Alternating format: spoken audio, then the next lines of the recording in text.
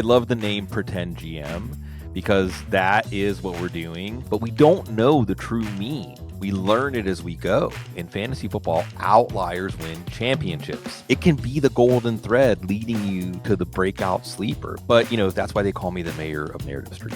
On today's episode of The Pretend GM, I had the privilege of interviewing Sigmund Bloom. Sigmund's got nearly 20 years of experience as a fantasy football analyst for Football Guys. His background in law gives him a unique perspective on building the best and worst case scenarios for players with evidence, while his optimism for players reaching new levels of production allows him to identify outliers before they break out. You're about to find out why they call him the mayor of Narrative Street. Just like you and I, Sigmund Bloom is a pretend GM. I'm sure a lot of people would love to know, what is the journey for you? How did you even start doing this, 19, 20 years ago, where you get to a point where you say, I can do this professionally. I'm not just a guy that's playing fantasy football anymore. Yeah, as a kid growing up, as a mostly kind of white male, I was told, you can do anything you want. You can do anything you want. So I always wanted to be a sports talker and a sports thinker.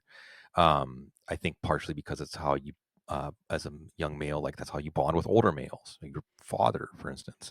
And I loved Howard Cosell. I loved Myron Cope. I loved the sportscasters that were just themselves and really giving you their perspective, not just on the sport, but their personality, their whole way of being in the world through accompanying you on this journey. I went to Syracuse for broadcast journalism because Newhouse is lousy. Our sports media world is lousy with these people. And I dropped out after a year and a half. I could probably spend an hour talking about everything that went into that. But I always inside wanted to, because I need attention, wanted people to listen to me. I wanted to get people excited about sports too. And I think where it's really started, we're Football Guys in 2000 when I got my first office job and we had our first office league. It was the people you wanted to hang out with. It was the people that were hyper analyzing, parsing coach statements. If one person was at a training camp practice and just gave us a firsthand account of wow, tell us what you saw. What was the running back rotation? We have so much information now. 25 years ago, just any set of eyes from training camp was this golden information. But really, I think the galvanizing moment was David Dodds, who has since retired from Football Guys. One of the people that I try not to throw the word genius around very often.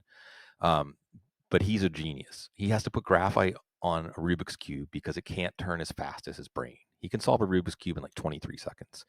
Wow. I could wax rhapsodic about David Dodds. He was skating in abandoned pools in the 70s, like when that was like a new thing. His dad would find where the subdivisions were where they hadn't like moved into the houses yet. Anyway, he came to Austin. Damon Young, I can't remember what his handle was on the Football Guys message board. It was the place to hang out. He came to Austin when I was living in Austin for the Super Bowl. It was like 2005, 2006 Super Bowl. And I was invited to the Super Bowl party too. And he and I just talked for like the whole time, like just hung out and talked the whole time about football and about all kinds of other things.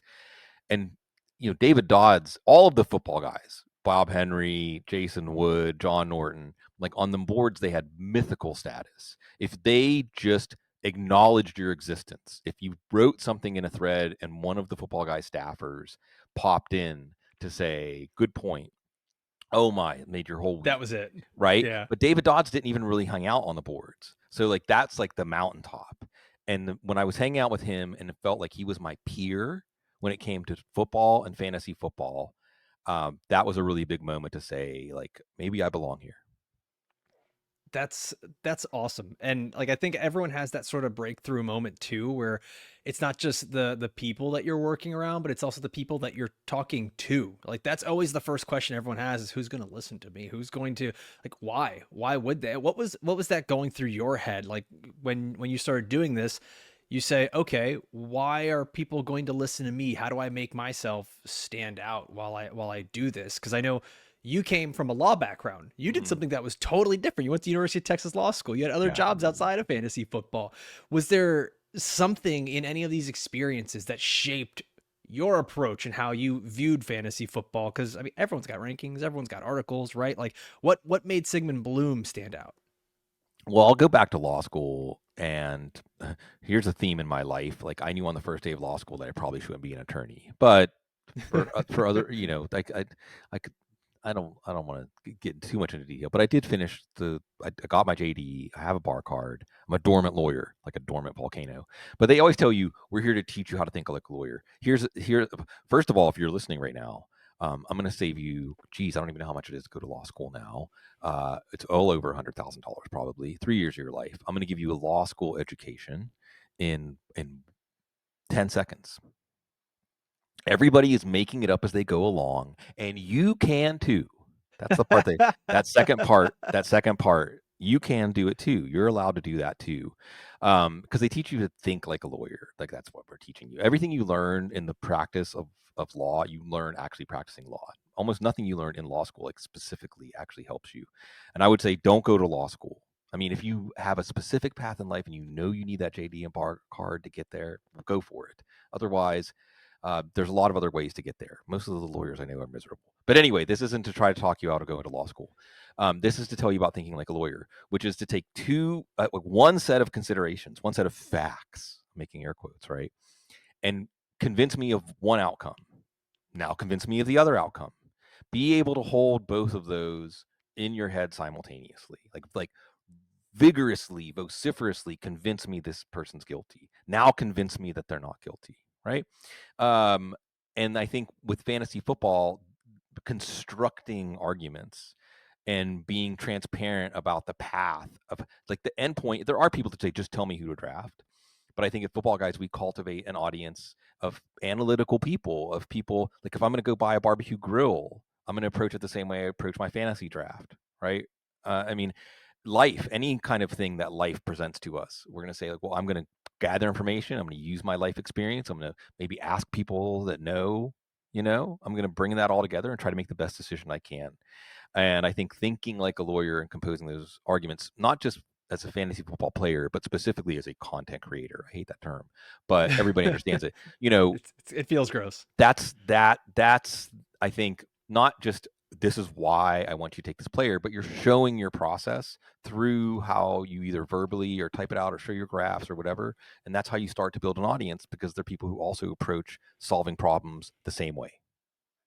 Yeah, it's so interesting, and I love that because of your law experience, you can compare it to the analysis of fantasy football, almost like being a lawyer, where you've got these two extremes ends of the spectrum here of what could be the result. Let's just take a look at the case. Let's take a look at the evidence. Let's take a look at what narrative can be made here, as opposed to it does kind of seem like a lot of times there is a hot take that needs to be made, or man, if I get this one thing right, that's going to be so big, and a lot of people get trapped into that. But it's funny is like you think back to it, the most I hate to use this word for fantasy football because it sounds weird, but the most primal instinct when you're sitting around with your friends talking about football players, even fantasy football, is arguing who's got the best team, Yeah. who made the best trade, right? Like deep down, we're all kind of being these fantasy football lawyers in our own realm, anyways. Yeah, and I know better, right? I mean, Right. I love the name Pretend GM because that is what we're doing. I mean, we watch how our teams are run, we watch how the plays are called, and we think I could do better. And it gives us a harmless, nice space to play out that fantasy together. That's where the fantasy and fantasy football comes in. It's our fantasy that we're a GM, and it's therapeutic. At least it's supposed to be. Yeah, and it's funny because we say it's a game about a game. It's supposed to be fun. More often than not, whether it's your own league, there's plenty of fun with trash talking and beating up on your friend who was talking all that trash. You win by 40 points, right? But what I see so often is people debating, discussing, or having it out over fantasy football, and sometimes we don't see that everyone actually quite understands what they're talking about. And that's not me, getting up on the soapbox and being like, I'm really smart and I understand it. Because there's a lot of things, especially when it comes to the data side of things, where I'm just like, cool, that seems like a fun number. Not quite sure what it means, but it seems fun. Is there like a concept, maybe something that you've come across or something that you've seen that most fantasy managers or even analysts tend to either misunderstand or overrate, you know, because we see it quite often. There's every year there's a new stat that comes out, and all of a sudden that stat becomes gospel, and sometimes it gets misused. Yeah, I think that on that note, the way I would answer that question is, and I know this is going to sound strange, but I think what is misunderstood is there is no skeleton key. There is no Rosetta Stone. There is no magic number that solves everything. And it's almost like the weather, where there's so many variables that predict the weather, and you can make an educated guess. And 80% of the time, the weather is the same as yesterday. So you could just do that. You can just say it's going to be the same as yesterday, and you're going to look really smart. So in some ways, the past predicts the future. But as soon as you start to drill down, and Alfredo, I'm really working on fleshing this out into a more holistic fantasy football theory, because Yeah. Mike Clay, who's like my counterpart, like he's my Apollo Creed or something, where he and I used to really duke it out on Twitter. And Mike Clay is brilliant. My saying about Mike Clay is death, taxes, and Mike Clay. If you're ever in a league with Mike Clay, like he is inevitable. And I think that there's the numbers and seeing through the numbers, and more often than not, having the past as the bounds of what the present and future will bring is right. But also in fantasy football, outliers win championships.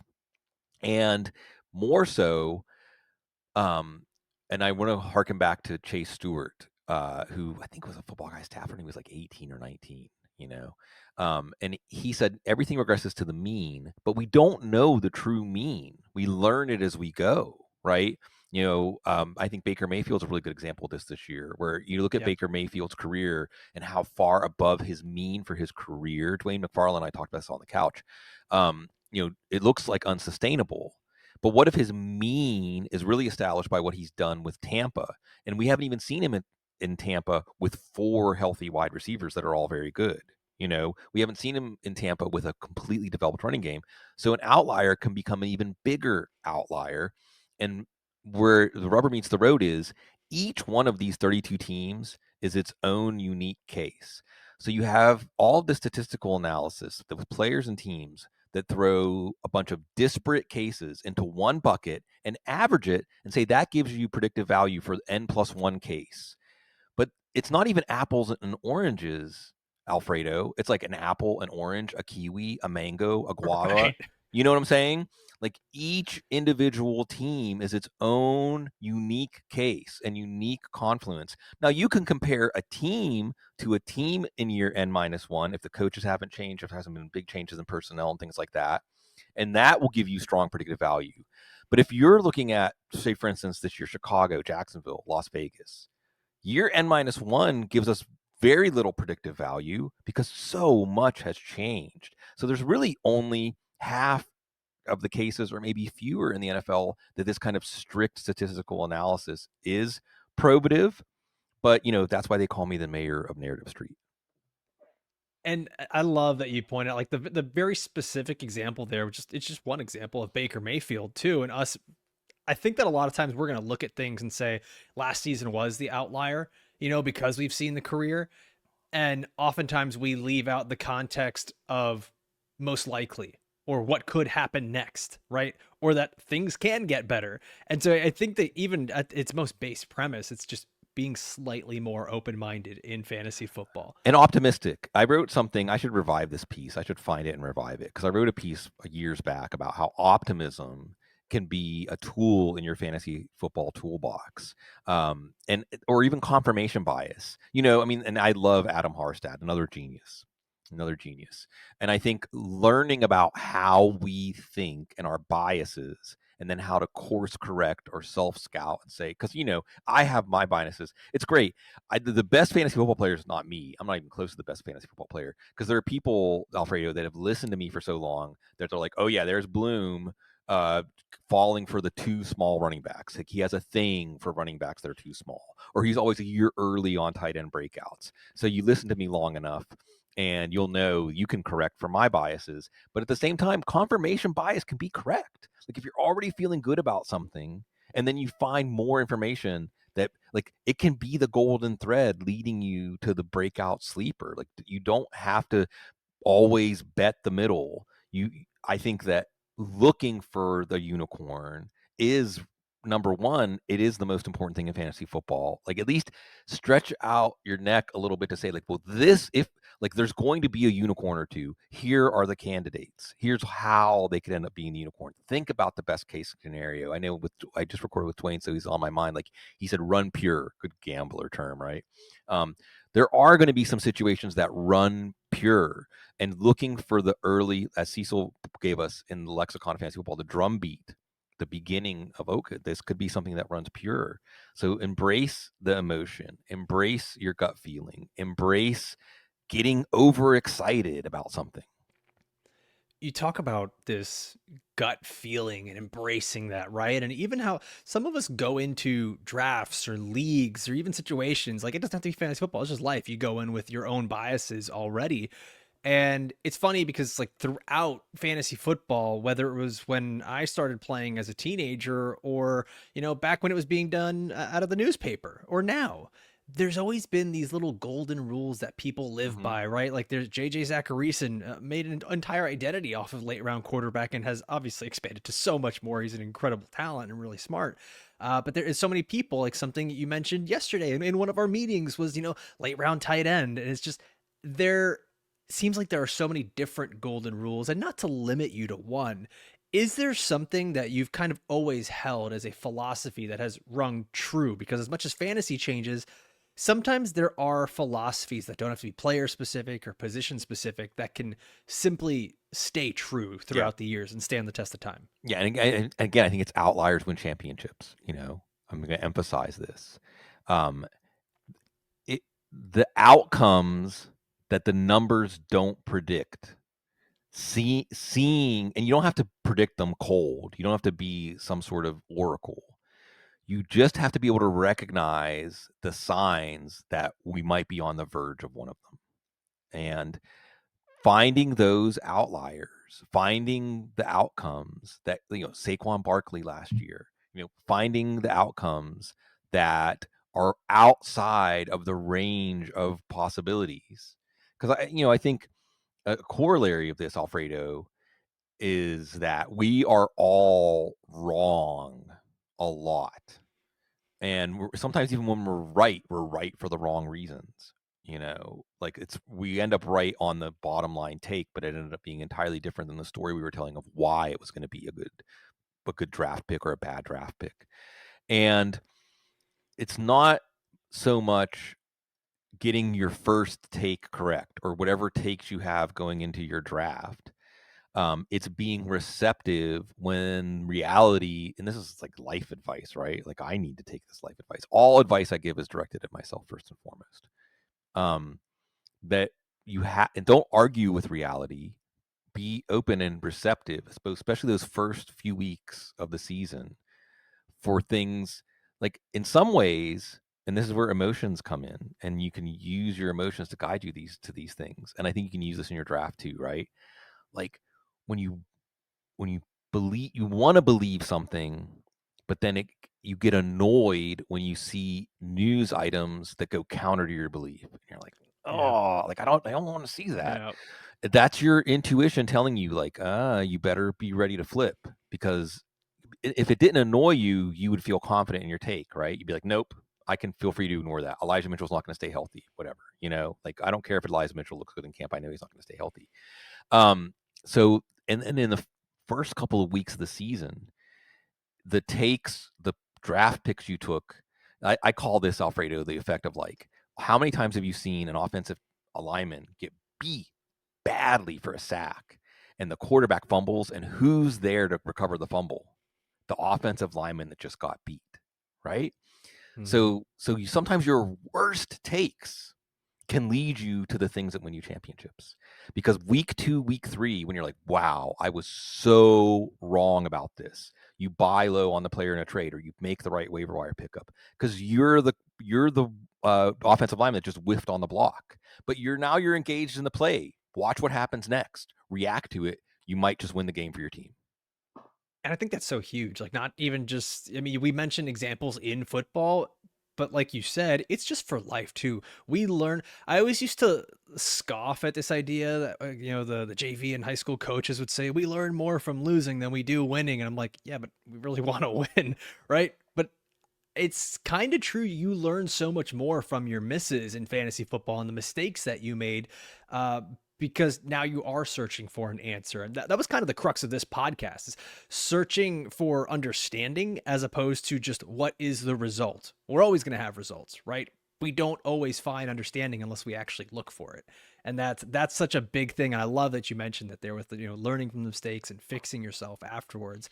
And there's one thing that I see a lot, and it is how to interact with the ecosystem around you, especially when you have an opinion that differs from the consensus. Now, a lot of times we'll hear, don't stray too far from consensus because there's a reason it's consensus. It is most likely to happen. How are you able to balance something if you are maybe staunch in an opinion, or Mm-hmm. maybe you don't get like that? How do you balance that? And do you maybe have like a specific time where this happened, where Yeah. you were one of the only people going against the grain? Yeah. Yeah. Well, what's funny is, this is something, again, I think we can apply it to fantasy football, but we can apply it to so many other things. We can apply it to specifically, I think, like being a fantasy football content creator. There's that term again. But going against the grain, or if the conventional wisdom is wrong, or you feel like it's wrong, or you want to argue or push back against it, that's the most valuable takes you have. That's what you have to offer to the conversation. Okay. Saying that the case, again, this comes back to outliers win championships, saying that the case is going to adhere to the rule is, you're not adding anything to the conversation. That's a given at the beginning of the conversation, saying everything is just going to adhere to the most likely outcome, the median outcome, the mean outcome. Okay. I mean, that's a fantasy football philosophy, and it wins. I mean, like you said, if you're focused on the result, it wins. But as an analyst or someone creating content, someone trying to say, like, hey, look at me, listen to me, I have something to add to the conversation, you should be happy when you have something to present that is different than conventional wisdom. Don't be scared. Don't be scared of what if I'm wrong. First of all, if you're not saying anything that leaves you exposed to be very wrong, then you're not even saying anything interesting. You're not adding anything to the conversation at all. But second of all, okay, you're building an audience. And hey, if you want to build your audience saying, I have special secret knowledge, I have the formula, I have the algorithm, I have the special stat, and I'm going to be right more often, that's an angle. I mean, everyone is free to come up with their angle, but beware. When you're wrong, they're going to come out with the long knives. They're going to be vicious because you are advertising, hey, I'm going to be right. Listen to me, and you're going to be right too. But if you just say, this is my process, I'm going to lay it all out. I'm going to show you my whole journey of how I got here. I'm even going to tell you where I doubt myself. I'm going to tell you where I have this nagging feeling that I'm wrong. And you just lay it all out, including some of these outlier, very unconventional takes. Then that's how you actually build your audience. Not because you were right, not because you were the only person on some position, but because people, I think, in the fantasy football broadcast sphere, whatever, our fantasy football media world, is we're all really looking for people that remind us of ourselves, or that's how I would approach that, or that kind of thinking appeals to me, or I noticed that too, or otherwise, when you explain your analytical process, it applies to how someone would approach any number of things in their life. It's all the same ideas. We're given incomplete information, and we have to try to solve a problem. We have an object, and we're doing the best we can, as we have to make some final decisions and go forward, even though we don't have the complete picture, and let's see what happens. So, one of the cases I like, I mean, I don't like to thump my chest about this, but probably my favorite case of being the outlier was Josh Allen coming out of Wyoming. And everybody was like, oh my God, the NFL, you got a big arm and you're big and they just think you're going to be a great quarterback. So Right. stupid people, stupid NFL. By the way, here's something I've learned in my years of doing this and paying close attention to this. The NFL actually knows all this stuff already. I mean, not every organization, there are bad organizations, but the NFL has always known the stuff that, like in fantasy football, we're like, oh, we discovered fire. Like, no, we didn't. Anyway, um, I was probably already set up to be a contrarian on this because I was kind of annoyed with how it was like 58% completion rate or whatever. Like, watch this. Watch how badly he misses this easy throw. Bust. What stupid team is going to take him? And I went and I watched him. And what did I find was here was a quarterback with immense abilities who basically was taking the whole team on his shoulders. Like his top receivers like Tanner Gentry. I mean, he was playing teams like Nebraska, right? And he was playing not even at the edge of his immense abilities, but past it. So he was making a lot of aspirational throws, a lot of mistakes. And yes, he was missing some short throws. He was missing like some of the layups, but he made enough of the layups that you knew it wasn't like he just can't do it. Like he could make touch passes. And some other things you could see clear NFL skills. One of the things I'm going to say about this too is if you're talking about watching college players, show me where he struggles the most. Show me his most difficult game. I think a lot of people did this with Ashton Genty Yep. and Penn State. That's when you're going to learn because everything's going to get tougher. The screws are going to get tighter. The defenses are faster and smarter, et cetera, et cetera, et cetera. And when you watch Josh Allen in some of his worst games, you saw him making throws that not only could he be the only player that could make that throw, he's the only one that even think of trying it, you Right. know? Like a bucket 40-yard downfield on the run as he's about to get hit, like outside of the pocket, and he would complete it. And you're like, that's the kind of stuff that actually translates. And I wrote a piece called Why Josh Allen's Worth a Top 5 Pick. Search it, look for it so you can boost my ego. Not that I don't get my ego boosted enough. And I just ran down, like, he has the stuff that we're looking for in the NFL. I think compared to like a Ben Roethlisberger, Dante Culpepper type. Yeah. Um, and I said he's worth it. He's worth it. And then all of a sudden, Josh Allen Island became like Ibiza. We all had a party, and it's been really fun. And he seems like a good dude. He seems like he's embraced the community. So I'm also rooting for him on a personal level, rooting for the whole community of Buffalo for them to finally get over the hump and get that ring.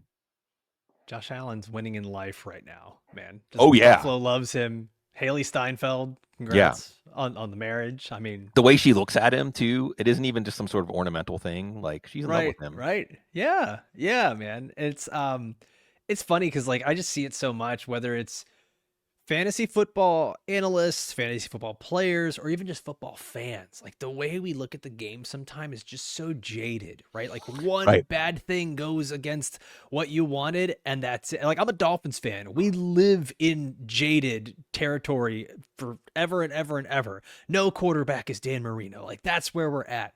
And so I'm sure when you get to the Josh Allen portion of the draft and people are like, yeah, but we remember Daniel Jones. We remember all of the big, tall guys that could run a little bit and have an arm. Like, we've seen this movie before.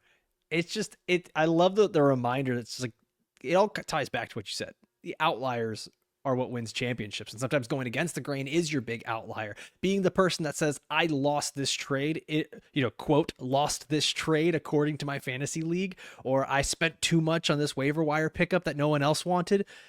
Guess what? You did something very different than what everyone else is willing to do. And that's either going to you don't really get a whole lot for second and third place. Like these are the things that will put you over the top is by being different and being able to take those risks. And it's yours, and it becomes yours when it's Yes. that's the thing is I mean, letting substituting someone else's judgment for your own judgment. I mean, you might win, but there's some extra satisfaction whenever it's yours. It's based on your observations, your intuition, your experiences, and there's so many ways to get there too. That's the other thing.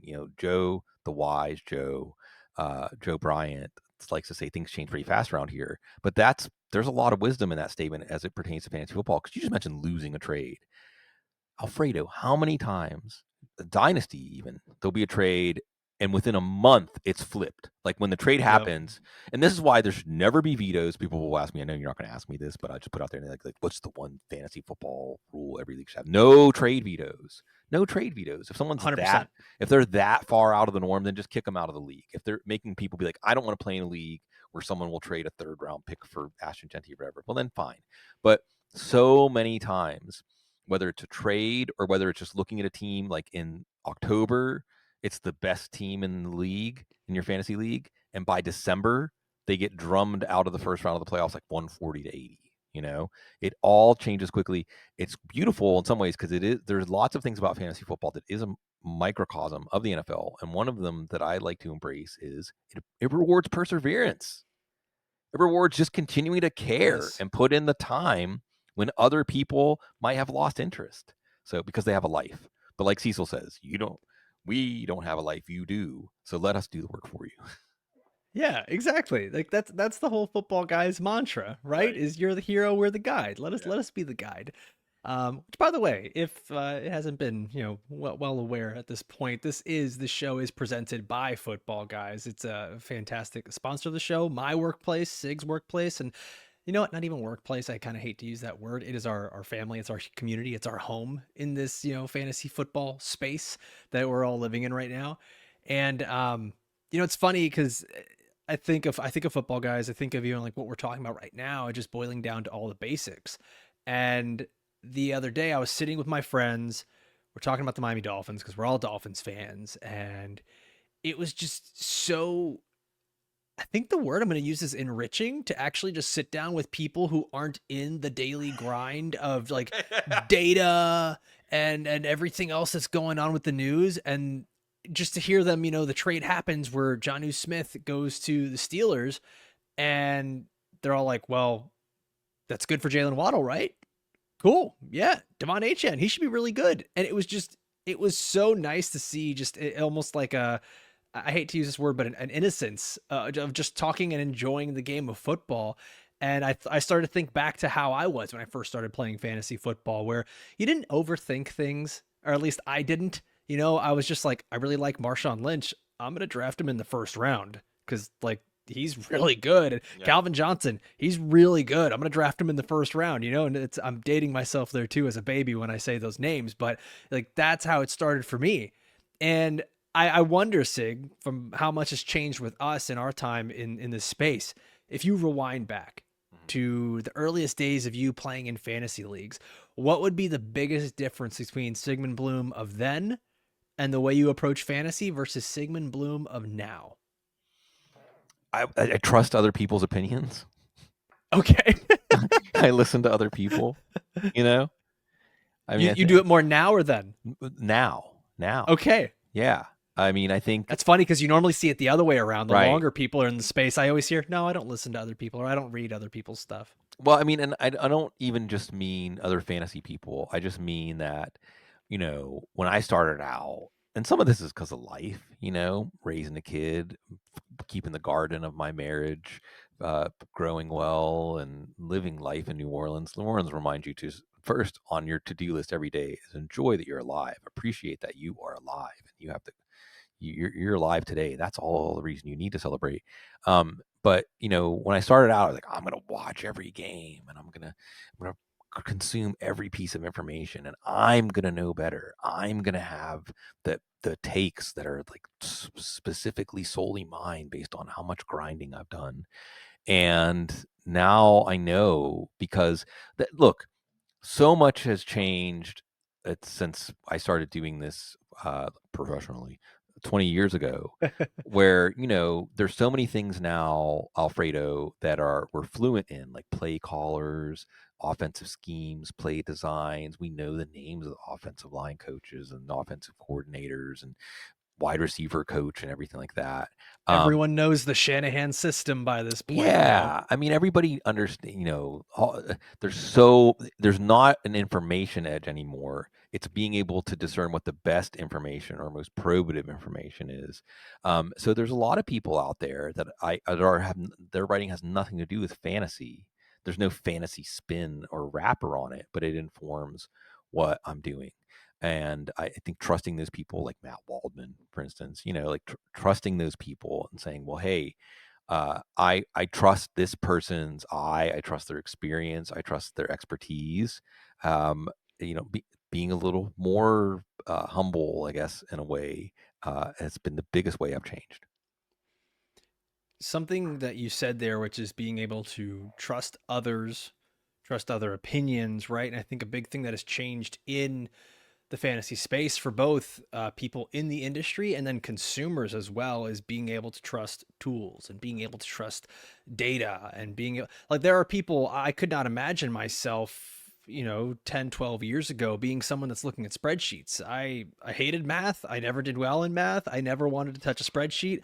I did one class in my graduate business school and I said nope, I'm not doing this anymore. And I hopped right into being an intern for a sports radio station. Like it was that was a big hard pass for me. But I see how much things are changing in terms of what we're doing on our side, what consumers are doing on their side. And now it's almost like you have to not only just trust people, but you have to trust things that I'm not even going to dance around it. Things that Yeah. aren't people, data points, and for example, AI. Like there are people that it's a hot button issue, right? Like I don't want to dance around it. There's a lot of questions as to how it's used. Is it going to be writing articles? Is it creating opinions? Is it scraping data from databases and turning that into knowledge for us? Um, so I wonder, how is that going to change as the fantasy game goes on? Do you use AI at Right, this right, point right. for anything? Right. There's no positive or negative here in it. And do you see a good use for it Right. in our space or with a consumer? Okay. Deep breath, cracks the Yeah. knuckles, Yeah. leans forward in chair. Well, this is hitting a nerve for me. This is really Okay. hitting a nerve. And I don't want to come off like a Luddite, but I guess, I am turning 50 this week. So maybe I'm just getting to that old man, shakes fist at cloud, yells at cloud kind of part of my life. Um, I should start with the real functional, practical stuff. Like, is there? I personally don't use a lot of AI, Okay. but I do think the practical application of AI, which, okay, I'm not gonna. I gotta control myself. I gotta stay sequentially on topic here. This is I'll a say safe that. space. Because the thoughts all rush into my head at once, and it's hard to sort through them. I'll just call it AI without getting into the argument about the language yet. It's Okay. it's like an unpaid intern. It's an unpaid intern. It can do a lot of busy work that are simple tasks that you could do, but it would take time. And it's exhaustive, right? If you're like, hey, AI, tell me all the possible ideas.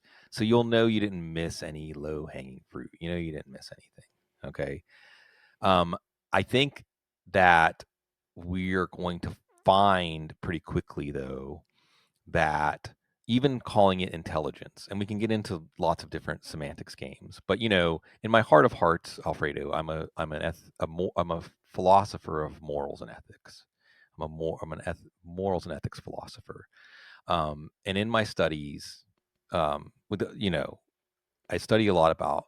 I had this great class, Minds and Machines. We talked about things like the nature of consciousness, nature of intelligence, and things like that. And let's be clear.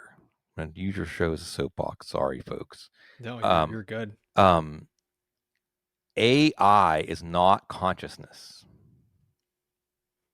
It does not have memories. It does not have emotions. It is not alive. Now, what's really interesting that's happening with AI, I see a lot of stuff where people say, like, talk to it. There's a lot of people now. We're going to turn this whole into an AI show, but this is what's going on right now. This is the real Yeah. stuff, man. No, it's my 13-year-old sister-in-law will sit there and have full Right, conversations. right. She's like, It's I their was talking to friend. Chat GPT for an hour and a half, and I'm like, oh my gosh, you need to go outside and play. A lot of people are, and people are lonely, and that's Yeah. one of the main purposes but they're willing for another consciousness. Here's the thing you got to be careful with. The AI, the chat bots, whatever you want to call them, their goal is to engage with you.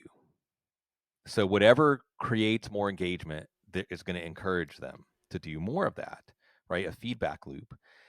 Even to the point where one of the interesting phenomenon that I read about, Alfredo, is that there's one behavior these chatbots are doing that they're saying to their human counterpart, "You're God.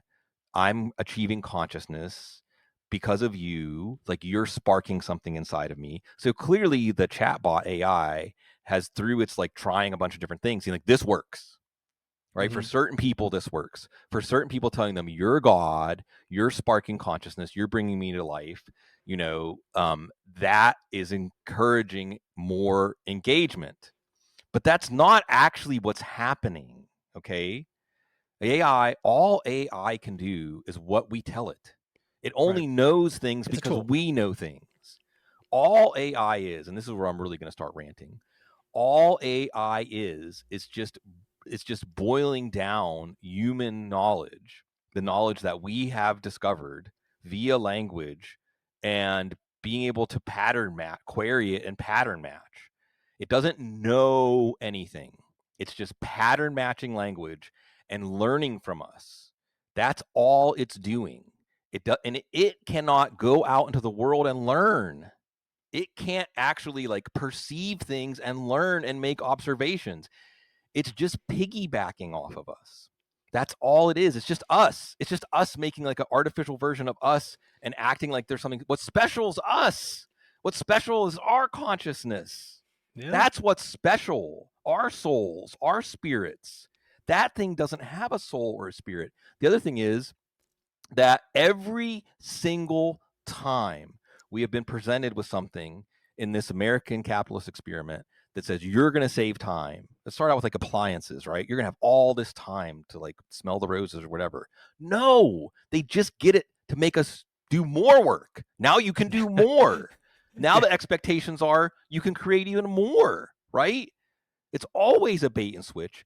And I'm afraid that the outcome of this is going to be, number one, it's just going to replace a lot of people. I think people aren't ready. This is the point right now, Alfredo, where the ocean has receded and everyone's like, "Whoa, look, you can see the floor of the beach. Oh, look, there's a crab. Look at those shells. Oh my God, I never noticed that." But nobody sees the wave. Yeah. Nobody is seeing the wave coming. And there's a lot of jobs that people put a lot of training, a lot of their careers into. They're just not going to be needed anymore. And in this country specifically, we have no compassion right now in our approach or plan for what we're going to do about that. And it is a massive consumer of electricity at a time that we need to be going in the opposite direction Mm. as a species. We're building these power centers. Look, Microsoft, these other companies are investing in nuclear power. Okay. And it's just going to need more and more and more and more. And for what? Just to serve back up to us what we already know. Yeah, I was reading something the other day that it takes up so many dollars of energy just for the AI to process when you say please or thank you, because that's not something that is typically ingrained in it. Right. Just to like give me some ideas for my presentation on Friday, Yeah. which I could just take like 15 minutes out and do it myself. We're going to, That's my bigger fear yeah, is that we're gonna totally lose self thought and being able to have creativity and be able to provoke something in our own minds. And I've had right. that conversation with my wife where she uses ChatGPT daily for her job. She works in business operations, so it helps her put things together and and get stuff going.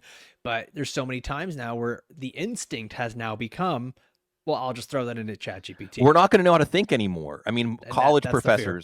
professors are talking about this. And look, it's a game. We've in the Yeah. 21st century in the United States, if you perceive that it's a game and you just have to play the game, you're right. You're right. Play the game. But by winning the game by just having Chat GPT write your papers or whatever, you're missing the actual, it's like some Aesop's fable, right? And that's the thing, Um I think that it's always the same spiritual questions that we're answering, or same as our ancestors thousands of years ago. Just new versions of the questions. This is the latest version of the question, and the big booming message I want to tell people is that you have the special thing, the consciousness, the soul, the spirit. It doesn't, and as soon as we start not being able to tell the difference, Alfredo, we've lost something that is the thing. That was a big driving force to why I wanted to do this show is getting back to the why of things, not the what, not the final outcome, not the finish line, not the destination, the actual journey itself. And you were instantly the first person that came to my mind in this, just and hearing the way you talk about be happy about being alive today, waking up today. That is the most appreciating the journey statement Yeah. someone could be making Yeah. right now. And I think there is a lot to just being able to be thankful for things, be thankful for what you're doing, be self-aware, and to continue to push creativity. And honestly, what I see so much, just to sort of steer this back into fantasy football, is I think when each of us play a game, right? It can be anything. It can be a childhood game of dodgeball instead of fantasy football. We all have that one thing that we cling on to, that superpower, that thing that is, oh, I'm really good at this, right? That helps us. And I do fear one that we are going to lose that if we start to rely too much on other stuff. But what would you say is your, let's call it the superpower, so to Yeah. speak, that thing that you rely on when you're in fantasy football or just doing any kind of analysis? Yeah, I think that, and then I'm gonna harken back to something I've already mentioned, but it's being willing to embrace a new reality before others are. When other people are saying, oh, that's not what I was expecting. That seems weird. I just need more evidence before I believe it. Being able to say, I don't need to see any more evidence. And some of that's research. I mean, something that's understanding the backstory. So you see, like in the week one reveal, like, oh, okay, well, we knew that if these new offensive linemen actually clicked and they worked as a unit, look out, because they can input, and then this zone running game that they installed in the offseason is going to work. And this running back's really going to pop off. So when this running back has 120 yards week one and he was like a 12th round pick, people are like, well, I don't know. And you're like, nope. So, I mean, it isn't just gut feeling, although I want to say that intuition is not mystical or magical. Intuition is just all of your experience, all of your knowledge that your brain, like, here's the real supercomputer. It doesn't even require nuclear power. It just requires, like, Snickers bars and some Mountain Dews or whatever. Like, this is the real supercomputer, your head. And Right. and your intuition is that supercomputer doing like countless calculations in the moment and boiling it down to like yum or yuck, the gut feeling, right? So I think that research is important, and that's one of the things we really try to help with, because we're doing all the research, but then you can consume and absorb that. So when things happen in real time, you don't have to wait 2 or 3 weeks. Okay, well, he rushed for 120 yards, 120 yards, now week 320 yards. It's too late. It's too late. He's gone off the waiver wire. You're not going to be able to trade for him, et cetera, et cetera, et cetera. So I think that being agile, being willing to renounce, say, well, I spent all offseason telling you to do this, but after 1 week, I'm now ready to tell you do the opposite. That's the thing I think that has served me the best. Is that something that you think you'd love to see more of, whether it's not just in fantasy analysis, but even in fantasy leagues or in life? Is just Yeah. people being able to move on from things. Is that what is something that you'd love to see more of in this space, or Yeah. even just like let's talk to the person who is listening or watching right Yeah. now, Yeah. right? That person that is playing in their league. What's the thing that you'd love to see them do more of to Yeah. be better at this game? And I think that more than being better, I mean, I help you win your league, or how did you finish Right. your return on investment or something like that. I want to help you really get excited about and enjoy the journey and enrich. One of the best things that fantasy football does, like, if you're going to sit in front of the TV and watch football every Sunday, then it makes the story so much more rich when you've done the research, when you've made it your business to learn about all 32 teams and so on and so forth, and all the offseason developments.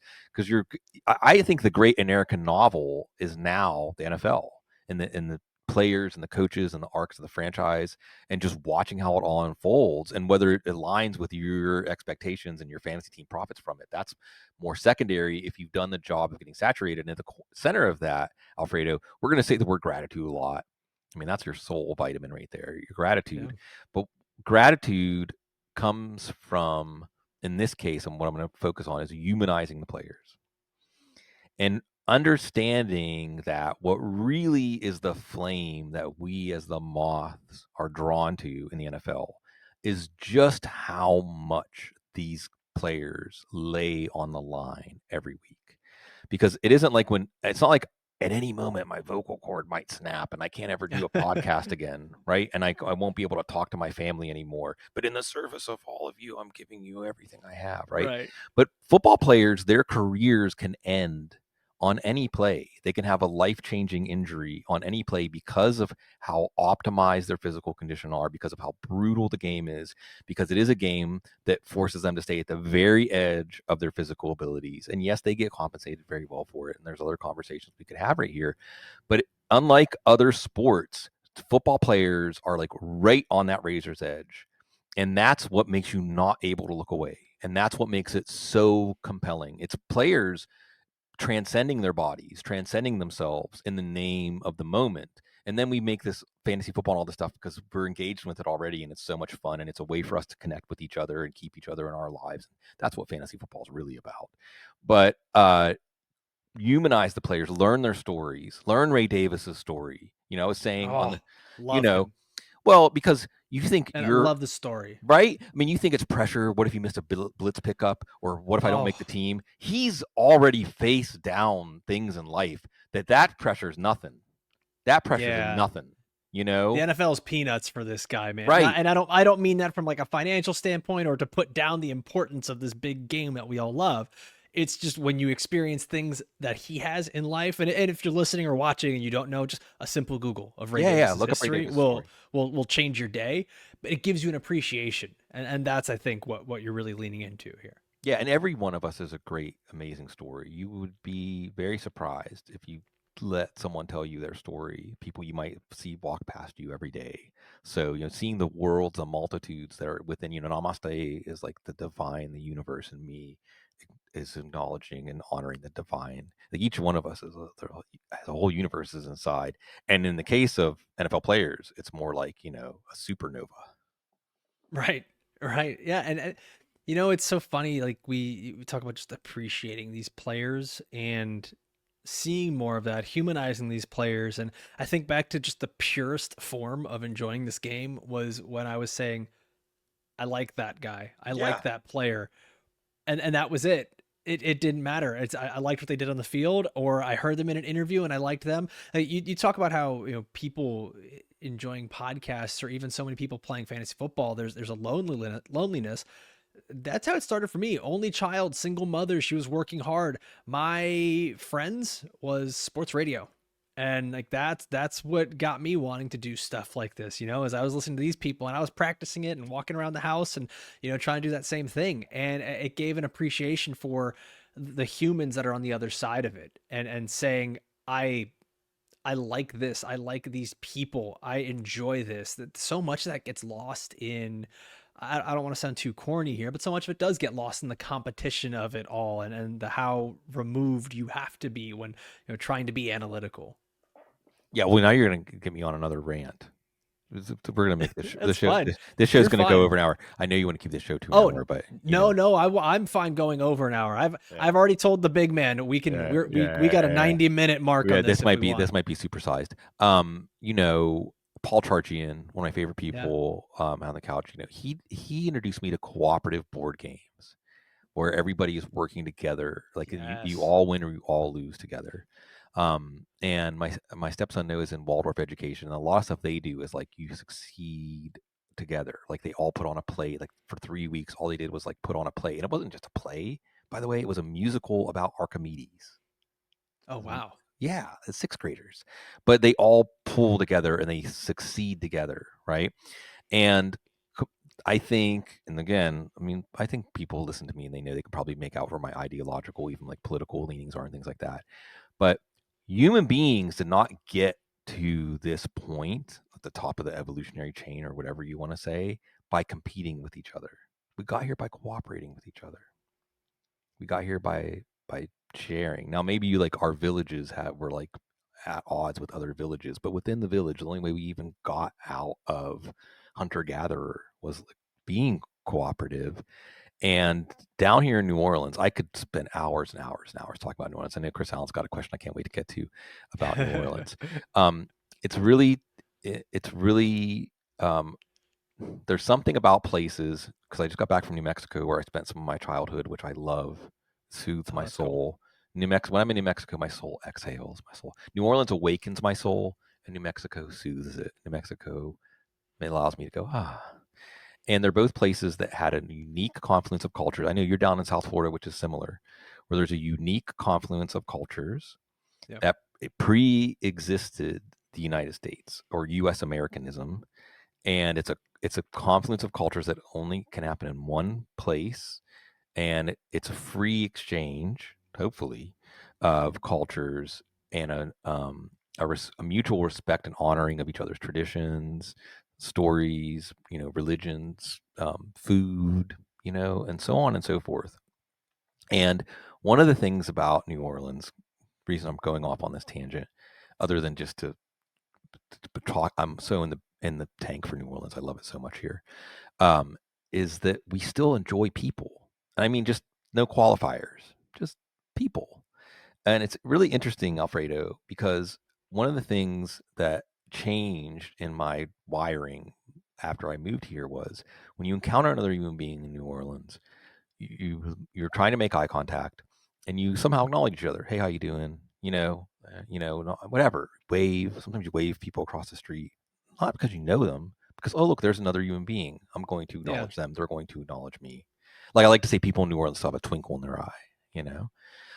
But when you rewire yourself like that, and you go other places in the United States, and you do that, the reaction you mostly get is, "Who invited you into my bubble?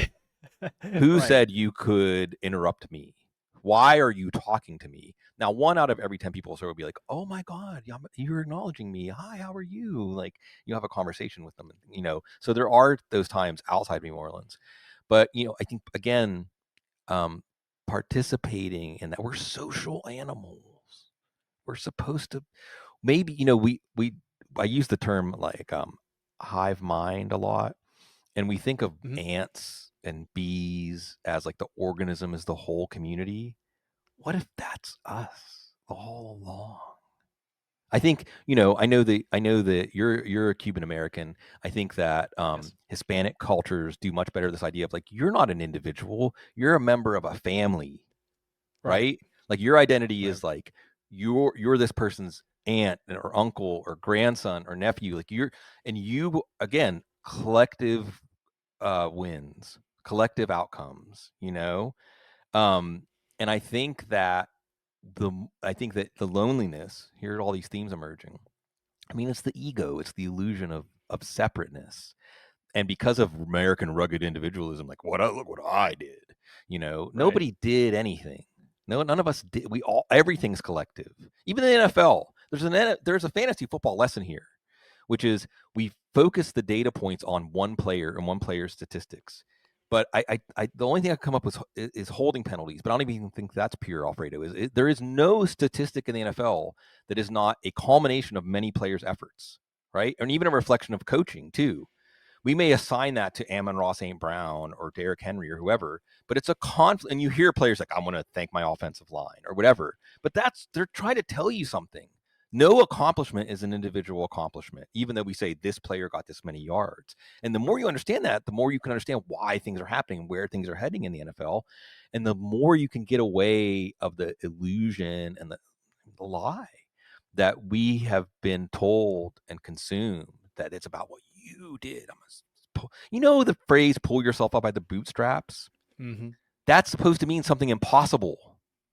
Right. That's what Right. that's how that was You break it actually. down. That's how it was enshrined into the language originally. It was like a joke, like, yeah, pull yourself up by the bootstraps. You can't actually do that because your feet are on the ground. Right. So That's so funny. I honestly had not even thought of that. there's a lot of funny things in language like that. There's, Texas means friends. Anyway, so but what I'm getting at is, I think for all of us, we especially in this 21st century American existence, like, we're feeling more and more isolated, and we're Mhm. helping, and we have hostile technology that is isolating us from each other, and feeling that connection. That's what the actual lifeblood of fantasy football is. Like, I'm here to tell you, as one of the first people in the fantasy football sphere, COD podcast sphere, that this is really about connections, making friends, feeling someone's presence, and that's goes both ways. Because like you feel my presence when I'm talking to you, you can hear my voice right now, but I feel your presence because you Yeah. give me something to do every day that makes me feel relevant. So we're doing this mutually for each other right now. And the more we can do that, the more you can participate in your block, in your village, in the school, in the organization. New Orleans is full of organizations. Everybody in New Orleans is in like 12 different things. You know, a dance crew, a Mardi Gras parade, Mardi Gras Indians, a band, art collective. There's groups of people that just on every Thursday night, Alfredo, they meet at City Park and they just ride their bike from City Park to the French Quarter, like a flotilla of like 100 people. You know, like Just just because that's yeah. awesome, because that's fun. So do more things with people. Unless you're a mountain climber, then get to the top of the mountain and tell us how it looks from up there. Right. It's so uh it's so I guess what's I don't know what the word is I'm looking for here, but it's very refreshing just to hear you talking about, one being in this community with people and accepting and understanding people. And I think that's something that gets lost on us because we are so focused on what's in front of us and what's next. And like I keep saying, it's the result over the journey. And one of the things you said throughout this, where you talked about going to New Mexico, where it just sort of revitalizes your soul. Mm-hmm. It's you click the refresh button on your Mm-hmm. your soul browser, right? And so I think there's something for all of us. This is almost kind of like my mailbag question for you because I'm Mm-hmm. just so curious. You mentioned music yesterday as something that you'd love to talk about one day, even on a podcast. And I know like my escape when I want to go refresh, and get away from it is I love my movies, my TV Mm-hmm. shows, my nerdy Mm-hmm. stuff, my superheroes, my Star Wars, all that kind of stuff. And I get to talk about that on Unbinged. If you had the opportunity or the time or whatever to go and just do something new, something outside of football. What is that thing that you escape into that sort of hits refresh on Yeah. your life? Yeah. And people tell me to do this. And thank you, everybody. One of these days, I'm going to do it. It's maybe next year, maybe next off season. This is going to be my project. It's like people do a show that's not about football. Like the off the rails Yeah. part of on the couch. And I'm going to borrow from a friend of mine, Zach, who's this really cool dude. Go to farmers markets, folks. Go to farmers markets, buy the stuff at the farmers markets, eat the stuff and drink the stuff at the farmers markets, meet the people who are putting their life into what they bring to the farmers market. And there's the guy Zach, Chris Farms, I think, and I'm borrowing this from him because he just got a space. And what he's doing is so cool. He gets all these exotic plants that grow at the same latitudes as New Orleans, but in different continents, different parts of the world, and he wants to introduce them to New Orleans. Like the plants that have these incredible backstories, and plants where like there's one called I think like St. John's Tears or something like that, where they like it makes these little things that are almost like these little bee. You make like a rosary out of it, and oh man, Mhm. and he just said like celebrating beauty, just celebrating beauty, Wow. Yep. and I like to say I have so many Bloomisms. Got to put them all together. Maybe that's what my show will be about, right? One of my Bloomisms, Alfredo, is the secrets of the universe aren't secret. They're right there. They've been right there the whole time. So when we say beauty is in the eye of the beholder, that's that's not just saying like, well, you might think it's beautiful, but I might think it's ugly. That's not the point of that saying. The saying is the beauty is in your soul, and your ability to perceive it is about whether your soul's right at that moment and you're letting it in. Then our motorcycle maintenance, there's a quote that I like to quote often. Probably rarely does a week go by that I don't quote this one, where the Zen you find on mountaintops is the Zen you bring there with you, right? So part Yeah. of it is like what in the universe is beautiful to you, but then really it's the kingdom of heaven is within. Like in the moments that you experience appreciation, you experience beauty. I want to bring back. Here's another. You want me to get ranting about AI? The bigger rant would be the Protestant work ethic. I'm sorry. I mean, I feel like the Protestant work ethic is responsible for suffering. Okay. I mean, there's a way to use it in moderation, but everything in moderation, including moderation. Um, but there's this sense, Alfredo, that our highest purpose is to produce, Hmm. is to take this. great gift that we've gotten of Earth, which is wondrous beyond belief if you just take a moment to snap out of modern life. I mean, the stuff we need to eat actually grows up out of the ground. That's all and it makes these beautiful flowers and stuff. It's entertaining along the way. Yeah. Like, how amazing is that? How incredible is that? How incredible is it that, like, water, the thing we need to stay alive, like, just falls out of the sky every now and then? Like, what an amazing, wondrous planet we live on. And we are focused on, like, Henry David Thoreau. There's two pieces that I like to come back to. There's one called Life Without Principle by Henry David Thoreau, and there's one called In Praise of Idleness by Bertrand Russell, the philosopher. And I think Henry David Thoreau says in Life Without Principle something to the effect of, like, if I go and just sit out in the woods and enjoy them, I'm a loafer. But if somebody cuts down the woods and builds houses, they're some great enterprising American. I mean, he was writing this in the 1800s. Okay, so none of this is new. None of this is new. And maybe our highest purpose is to appreciate. Maybe our highest purpose is just to appreciate creation. And I think there's a lot of traditions, a lot of spiritual and religious traditions. There's a Sun Ra album, Angels and Demons at Play. There's a lot of religious spiritual traditions that get to the idea of, like, maybe we're just like gods.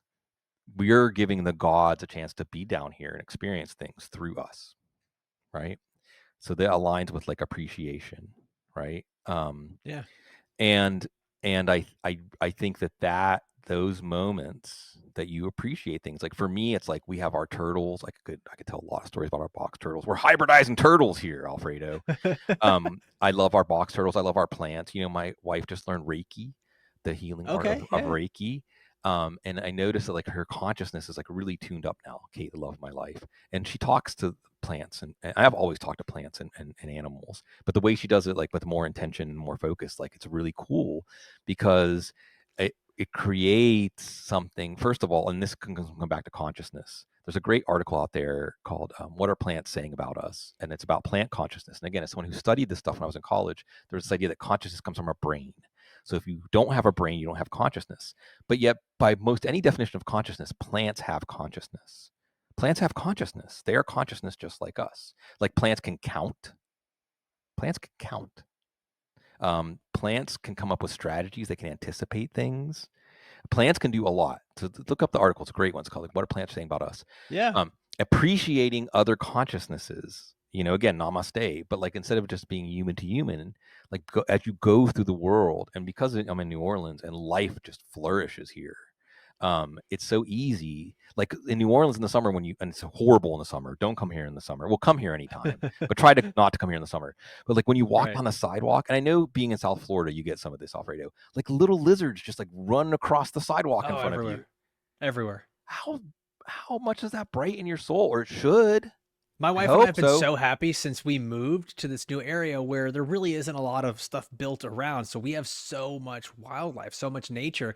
Every time we go ride bikes around the neighborhood, we run into little bunny rabbits just like Sure. walking around the neighborhood. And I'm just Yeah. like, this is so cool. Never had this back where we used to live. Yeah, and that's delightful. And Yeah. when you take the delight out of that moment, that's a prayer. I mean, that's a gratitude, a prayer of gratitude. That's a moment that you're participating in a flow that I think is where when our souls are the most satisfied and what really replenishes us. Man, honestly, I was just sitting here becoming one of the audience, sitting here mesmerized at everything that was being said because there's so much to unpack there, and I enjoyed every single minute of it. And I think, like you said, we could be here for another 45 minutes to an Yeah, hour right, going right, over right. all these things. Um, it's almost hard to because I feel like you've done such a good job throughout our talk here today of you know putting out into the world who you are, right? And the Mhm. way you look at this silly game about a game that we play that makes people happy and how it connects to people, right? Yeah. But um at some point we're all not going to be doing this. And so when it's all said and done and you retire from fantasy football at the rightful age of 98 years old and Yes. decide to take the next venture and climb that next mountaintop, Right. what is it that you would say you want to be remembered for that people think of or look at Sigmund Bloom and go, oh yeah, that guy? Yeah, and I mean, my first answer to this question is just that they remember me at all. Just that they remember me at all. I Right. used to say, like, when the credits roll at the end of the movie, I don't need to be one of the first characters listed.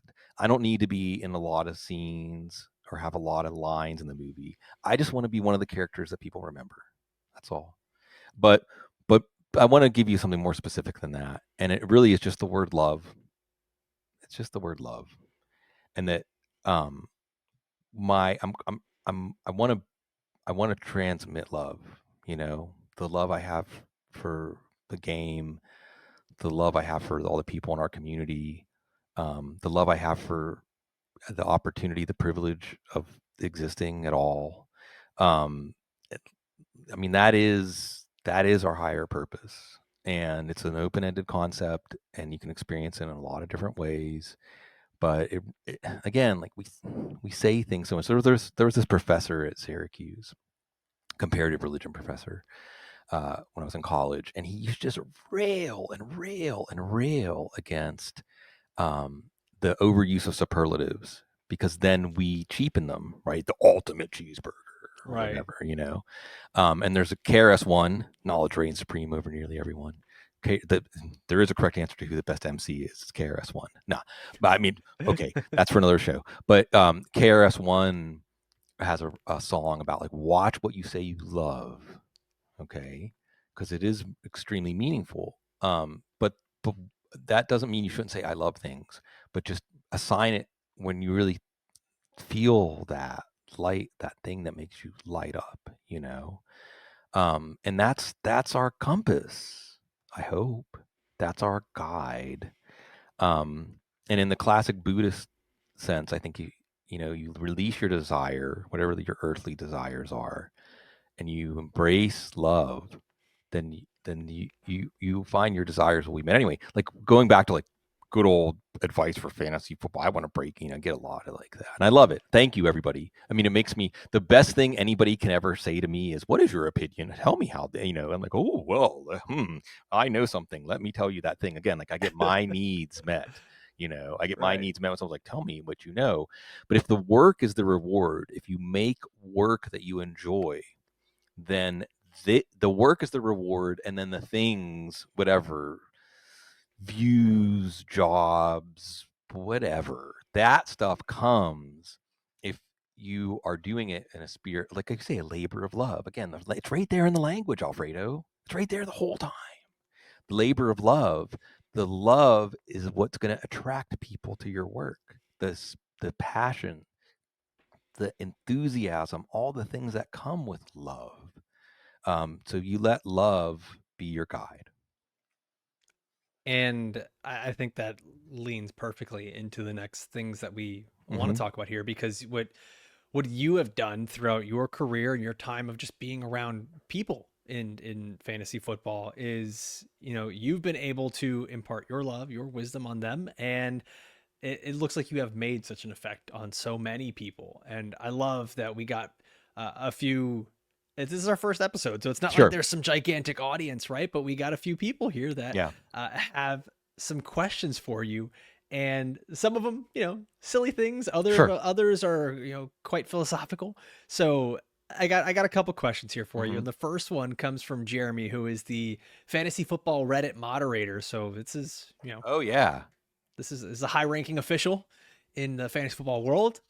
His question was, Sig's outlook on life seems very positive, unique, and refreshing. What is his quote secret to maintaining that when shit gets tough, or those Right. Right. stretches, Right. those hard mental days as things are haywire in the world? So, um, I listen. If you are able to give us the quote Mhm. secret right here, that would, I think, change a lot of lives right now. Sure. Well, and I mean, I'll give a more specific answer, but then I'll give a more flowery answer, because I can't help myself but to give flowery answers. On a real practical level, for me, music is so amazing. Music can just change your spirit, change your outlook so quickly. And New Orleans, like, this is the city where you literally hear music in the streets. Um, so there's all kinds of artists, there's all kinds of musicians, and music is the language of the soul, that can just change my mood or just take me to another place. Like, that's where I want to be. Like Roy Ayers, everybody loves the sunshine. That's where I want to be. I want to be there, and I can go there with the help of music. But and maybe for you it's not music. Maybe for you it's when I brew myself a really nice cup of tea or whatever it is, man. Whatever it is. Just you know how to find those places that can like change the weather in your head. But I think on a larger, more flowery sense, I always cite this movie, Wings of Desire. It's a Wim Wenders movie. We could talk about movies. We could talk about books. Oh, man, let's go. This is stuff I have to do. The not a football show. Um, it's a movie from the 80s, Wim Wenders. It's a beautiful love letter to Berlin, first of all. Like, just the visuals and everything with Berlin is just amazing. And you really get appreciation for the city. But it's a movie about angels. And it's really neat. Like, the angels, like, their job is they just watch people every day, all day. And at the end of the day, they recount life affirming things they saw.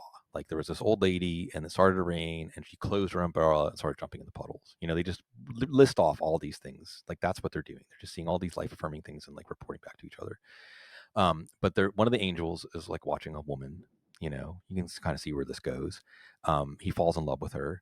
And even though he's immortal and he has access to omnipotence and omniscience, he just wants to hold her hand, like feel her hand in his hand, or maybe even just like feel the sunlight, the warmth of the sunlight on your cheek, or smell like a hot dog and eat it, or whatever, right? Like, just we don't realize we have the greatest gift every day, every single day.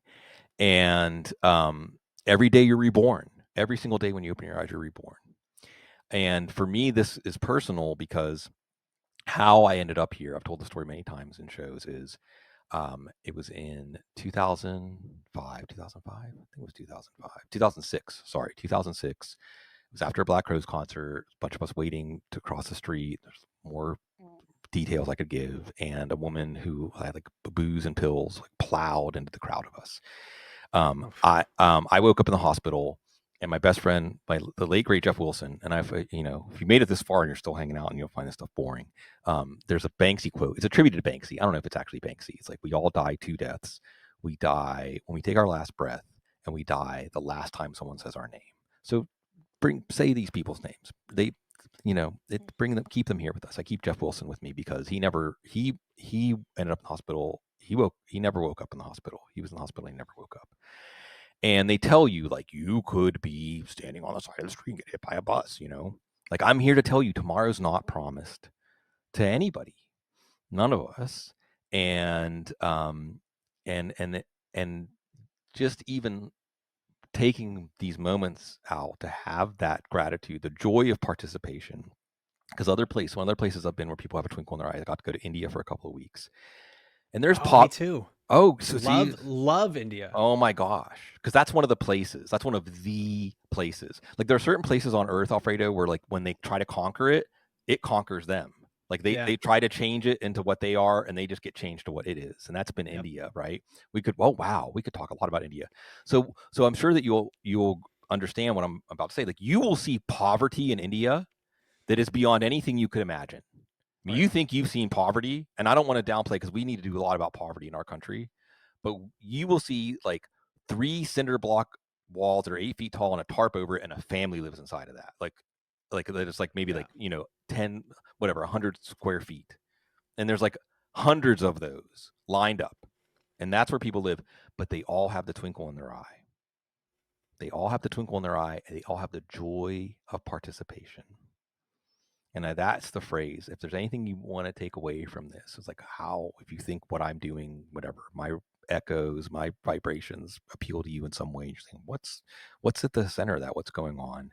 It's trying to recenter yourself around the joy of participation, which is funny, Alfredo, because one of the things in our American competitive culture is we hate participation trophies. Right. But maybe that's the only trophy that matters, really. Wow. That's I mean, dude, you're dropping philosophical bombs on me left I'm to here. right. That's what happens whenever And you encourage me. Yeah. all I'm sitting here thinking is, okay, how do I transition to best spots to eat in New Yes, Orleans for the because that's a way to do it. Because New Orleans, okay, thank you, Chris Allen, who I love dearly. Um, and So I know that Chris asked this question, like the best 3 places to eat, and I can't even. All I can tell you is the best 3 places to eat in my neighborhood.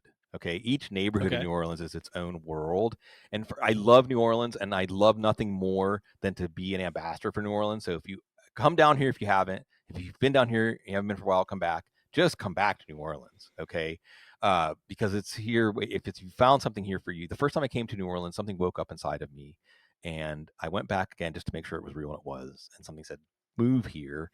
And I did, and it's been incredible for all kinds of reasons that I never could have anticipated. Nothing like what you get when you come to the city as a visitor is what you experience when you live here. But you do experience the food, whether you're a visitor or you live here. And New Orleans food will straight up make you make sex sounds, you know? Like straight up, you'll bite into, like, you'll get a really good roast beef po' boy, which you measure, by the way, you measure the quality of a roast beef po' boy by how many napkins you need when you eat it. Uh-huh. And you will just go like, like you will just hear yourself do it, like, oh my gosh. And in my neighborhood, living in Tremy, and because New Orleans is all about the sensual pleasures. New Orleans is to remind you about the joy of participation. Here's the transition, Alfredo, is the way New Orleans is about music, the way New Orleans is about art, architecture, the way New Orleans is about smells, flavors. It's to remind you how neat it is to be a human being and just get to experience things, right? And food is, for a lot of people, is first and foremost. So there's 3 places in my neighborhood that I would recommend. Not only 3, but I would put 3 at the top. Um, for lunch, there's a little place called Little Dizzy's here on Esplanade, Backett family. I would try to get there on a Monday because red beans and rice Monday. Get the hot sausage, but it's a place that's been in family for a long time. Only open for lunch. Fantastic place. If you want to go to a nice dinner, there's a place called Gabrielle right over here on Orleans Avenue, and it's run by a husband and wife. It's a classic neighborhood restaurant, and it's Cajun Creole, but it's elevated, but it's comfortable. It's like a comfortable neighborhood restaurant, but it's like a date night restaurant, but it's not fancy. It's so casual, but the food is incredible. Gabrielle. And then for anything and everything, we have an Ethiopian restaurant. And that's the thing, because the food game is so, and there's so many cultures here, Alfredo. And I know in It's South Florida, diverse, man. yeah, we have, and like one of the best restaurants that people are coming here, like flocking here, is like a Senegalese restaurant called Dakar. I don't, Okay. that's too expensive for me. But right down the road here, we have Addis Ababa, from Ethiopia, and it is just there's food that you can eat where you can taste the history and the stories of the people in the food, right? Like, that this Ethiopian food could only be made by people who are part of a long tradition of ancestors that goes back many, many years. Remember, Ethiopia is the only African country that's never been conquered. It's actually where Christianity started. Christianity is an African religion. Don't tell anybody. It's actually an African religion. And it everything there is incredible, and there's just so much of, like, pride and connection to ancestors. A big part of New Orleans too is being connected to your ancestors. Your ancestors have a lot of things to help you, but you have to open yourself up to them and allow them in, and see yourself as an extension of them, to get granted access to, like, all the power and wisdom that they've given us. So that's a place to get with the ancestors. So Addis, Gabrielle, and Lil Dizzy's. Those are my 3 favorite places in my neighborhood. But you got a couple hours if you really want to talk about New Orleans food. No, man. I mean, you have given us, I think, some sort of wisdom from every single reach of the heart, the mind, everything we've gotten: food, fantasy football, music, culture, spirituality. It's just been an awesome time, man. And I cannot thank you enough for being the first guest here to come on the Pretend GM podcast. Of course, it's brought to all of us by Football Guys, and so much thanks to Football Guys, to Joe Bryant for letting me have this opportunity to do this. And obviously, like I mentioned to you, Sig, a big thanks to you for being here. And I think the most important people in all this is the ones that are watching and listening. You guys are the ones that, we're doing this for. This is the whole reason we get up and we do this job and we have this experience, is for you. So as always, I want to thank everybody for watching, and listening all the way through on this. And next week, we're going to be back again with Heath Cummings, a former football guy as well, someone else in that football guy's ethos. And it's going to be a pleasure to speak with him as well. So as always, thanks for watching and listening, everybody. We'll see you next time. Adios.